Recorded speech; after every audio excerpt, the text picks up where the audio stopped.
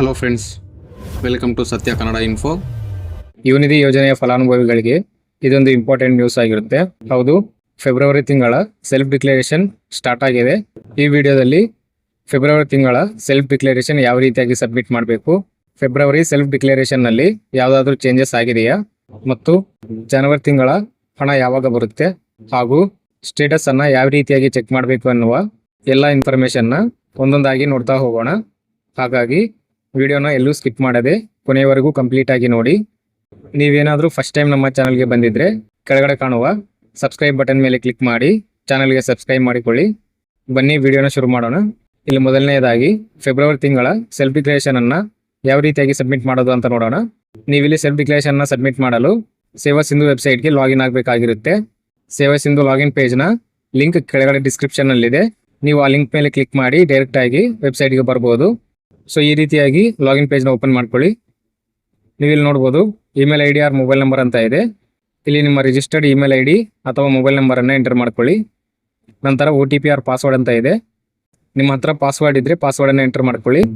In case ನೀವೇನಾದರೂ ಪಾಸ್ವರ್ಡನ್ನು ಮರ್ತೋಗಿದ್ದು ಅಥವಾ OTPಯನ್ನು enter ಮಾಡ್ಬೇಕು ಅಂದ್ಕೊಂಡಿದ್ರೆ ಗೆಟ್ OTP ಆಪ್ಷನ್ ಮೇಲೆ ಕ್ಲಿಕ್ ಮಾಡಿ. ನಿಮ್ಮ ಮೊಬೈಲ್ ನಂಬರ್ ಅಥವಾ ಇಮೇಲ್ಗೆ OTP ಬರುತ್ತೆ.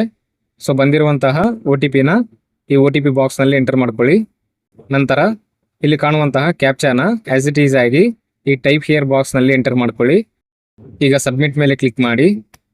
ಈ ರೀತಿಯಾಗಿ ನಿಮ್ಮ ಪ್ರೊಫೈಲ್ ಪೇಜ್ ಓಪನ್ ಆಗುತ್ತೆ. ಈಗ ಲೆಫ್ಟ್ ಸೈಡ್ನಲ್ಲಿ ಕಾಣುವಂತಹ ಅಪ್ಲೈ ಫಾರ್ ಸರ್ವಿಸಸ್ ಅನ್ನುವ ಆಪ್ಷನ್ ಮೇಲೆ ಕ್ಲಿಕ್ ಮಾಡಿ.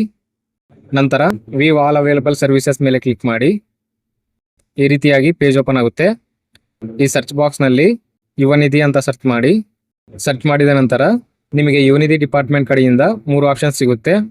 ಸೆಲ್ಫ್ ಡಿಕ್ಲರೇಷನ್ ಅನ್ನು ಸಬ್ಮಿಟ್ ಮಾಡಲು ಇಲ್ಲಿ ಕಾಣುವಂತಹ 3ನೇ option Yuvanidhi application for monthly unemployment self declaration ಅಥವಾ ಯುವನಿಧಿ ಮಾಸಿಕ ನಿರುದ್ಯೋಗ ಸ್ವಯಂ ಘೋಷಣೆ ಅರ್ಜಿ ಎನ್ನುವ 3ನೇ ಆಪ್ಷನ್ ಮೇಲೆ ಕ್ಲಿಕ್ ಮಾಡಿಕೊಳ್ಳಿ. ಈ ರೀತಿಯಾಗಿ ಸೆಲ್ಫ್ ಡಿಕ್ಲರೇಷನ್ನ ಪೇಜ್ ಓಪನ್ ಆಗುತ್ತೆ. ಸೆಲ್ಫ್ ಡಿಕ್ಲರೇಷನ್ ಅನ್ನು ಸಬ್ಮಿಟ್ ಮಾಡುವುದಕ್ಕಿಂತ ಮುಂಚೆ ಆಧಾರ್ ಅಥೆಂಟಿಕೇಶನ್ ಅನ್ನು ಮಾಡಬೇಕಾಗಿರುತ್ತೆ. ಆಧಾರ್ ಅಥೆಂಟಿಕೇಶನ್ ಅನ್ನು ಮಾಡಲು ಸಿಂಪಲ್ ಆಗಿ ಇಲ್ಲಿ ಕಾಣುವಂತಹ ಆಧಾರ್ ಅಥೆಂಟಿಕೇಶನ್ ಅನ್ನುವ ಆಪ್ಷನ್ ಮೇಲೆ ಕ್ಲಿಕ್ ಮಾಡಿ. ನಂತರ ಈ ರೀತಿಯಾಗಿ KYC ಅಥವಾ KYC ಸರ್ವಿಸ್ ಅನ್ನುವ ಪೇಜ್ ಓಪನ್ ಆಗುತ್ತೆ. ಆಧಾರ್ ನಂಬರ್ ಅಂತ ಇದೆ. ಇಲ್ಲಿ ನಿಮ್ಮ ಆಧಾರ್ ಕಾರ್ಡ್ ನಂಬರ್ ಅನ್ನು ಎಂಟರ್ ಮಾಡ್ಕೊಳ್ಳಿ. ನಂತರ ಇಲ್ಲಿ ಕಾಣುವಂತಹ ಚೆಕ್ ಬಾಕ್ಸ್ ನಲ್ಲಿ ಟಿಕ್ ಮಾಡ್ಕೊಳ್ಳಿ. ಈಗ OTP ಆಪ್ಷನ್ ಅನ್ನು ಸೆಲೆಕ್ಟ್ ಮಾಡ್ಕೊಳ್ಳಿ. ನಂತರ OTP ಪಡೆಯಿರಿ ಮೇಲೆ ಕ್ಲಿಕ್ ಮಾಡಿ. ಈಗ ನಿಮ್ಮ ಆಧಾರ್ ಕಾರ್ಡ್ಗೆ ಲಿಂಕ್ ಇರುವಂತಹ ಮೊಬೈಲ್ ನಂಬರ್ಗೆ OTP ಬಂದಿರುತ್ತೆ. ಬಂದಿರುವಂತಹ OTPನ ಈ OTP ಬಾಕ್ಸ್ನಲ್ಲಿ ಆಸ್ ಇಟ್ ಈಸ್ ಆಗಿ ಎಂಟರ್ ಮಾಡ್ಕೊಳ್ಳಿ.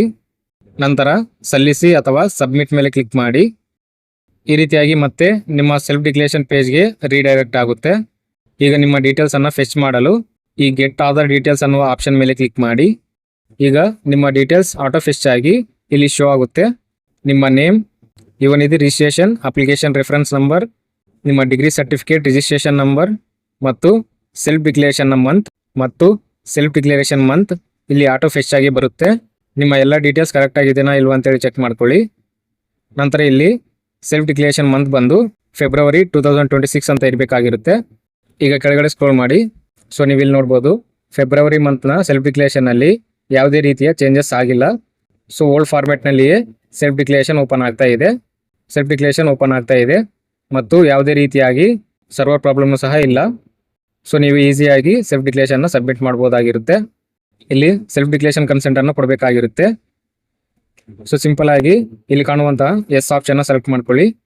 ಇನ್ ಕೇಸ್ ನೀವೇನಾದರೂ ನೋ ಆಪ್ಷನ್ನ ಸೆಲೆಕ್ಟ್ ಮಾಡ್ಕೊಂಡ್ರೆ ನಿಮ್ಮ ಯುವನಿಧಿ ಅಪ್ಲಿಕೇಶನ್ ಕ್ಯಾನ್ಸಲ್ ಆಗುತ್ತೆ ಮತ್ತು ನಿಮಗೆ ಯಾವುದೇ ರೀತಿಯಾಗಿ ಅಮೌಂಟ್ ಬರುವುದಿಲ್ಲ.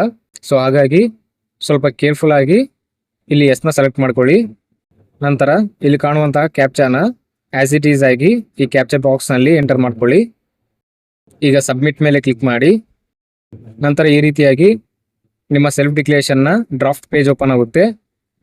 ಒಮ್ಮೆ ನಿಮ್ಮ ಡೀಟೇಲ್ಸ್ ಎಲ್ಲ ಕರೆಕ್ಟ್ ಆಗಿದೆನಾ ಇಲ್ವಾ ಅಂತೇಳಿ ಚೆಕ್ ಮಾಡ್ಕೊಳ್ಳಿ.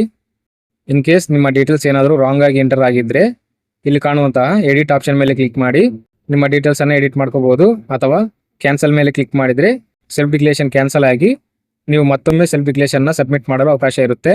ನಿಮ್ಮ ಎಲ್ಲ ಡೀಟೇಲ್ಸ್ ಕರೆಕ್ಟ್ ಆಗಿದ್ದರೆ ಸಬ್ಮಿಟ್ ಆಪ್ಷನ್ ಮೇಲೆ ಕ್ಲಿಕ್ ಮಾಡ್ಕೊಳ್ಳಿ. ಇಲ್ಲಿಗೆ ನಿಮ್ಮ ಫೆಬ್ರವರಿ ತಿಂಗಳ ಸೆಲ್ಫ್ ಡಿಕ್ಲರೇಷನ್ ಸಕ್ಸಸ್ಫುಲ್ ಆಗಿ ಸಬ್ಮಿಟ್ ಆಗಿರುತ್ತೆ. ಈಗ PDF ಅನ್ನು ಡೌನ್ಲೋಡ್ ಮಾಡಿಕೊಳ್ಳಲು ಇಲ್ಲಿ ಕಾಣುವಂತಹ ಪ್ರಿಂಟ್ ಅಥವಾ ಎಕ್ಸ್ಪೋರ್ಟ್ ಟು PDF ಅನ್ನುವ ಯಾವುದಾದ್ರೂ ಒಂದು ಆಪ್ಷನ್ ಸೆಲೆಕ್ಟ್ ಮಾಡಿಕೊಂಡು ನೀವು ಇದನ್ನು ಪ್ರಿಂಟ್ಔಟ್ ತೆಗೆದುಕೊಳ್ಳಬಹುದು. ಸೊ ಇಲ್ಲಿ ಸಿಂಪಲ್ ಆಗಿ ಎಕ್ಸ್ಪೋರ್ಟ್ ಟು PDF ಆಪ್ಷನ್ ಮೇಲೆ ಕ್ಲಿಕ್ ಮಾಡಿ ಈ ರೀತಿಯಾಗಿ ನಿಮ್ಮ self declaration printout PDF download ಆಗುತ್ತೆ. ಸೊ ನೀವು ಇಲ್ಲಿ ನೋಡ್ಬೋದು ಈ ರೀತಿಯಾಗಿ ಸೆಲ್ಫ್ ಡಿಕ್ಲರೇಷನ್ ಪ್ರಿಂಟ್ ಇರುತ್ತೆ. ಇದನ್ನು ಫ್ಯೂಚರ್ ರೆಫರೆನ್ಸ್ಗಾಗಿ ಸೇವ್ ಮಾಡ್ಕೊಳ್ಳಿ. ಈ ಸೆಲ್ಫ್ ಡಿಕ್ಲರೇಷನ್ ಭಾಳ ಇಂಪಾರ್ಟೆಂಟ್ ಆಗಿರುತ್ತೆ. ನೀವೇನಾದರೂ ಸೆಲ್ಫ್ ಡಿಕ್ಲರೇಷನ್ನ ಸಬ್ಮಿಟ್ ಮಾಡಿಲ್ಲ ಅಂತಂದರೆ ನಿಮಗೆ ಯಾವುದೇ ರೀತಿಯಾಗಿ ಹಣ ಬರುವುದಿಲ್ಲ.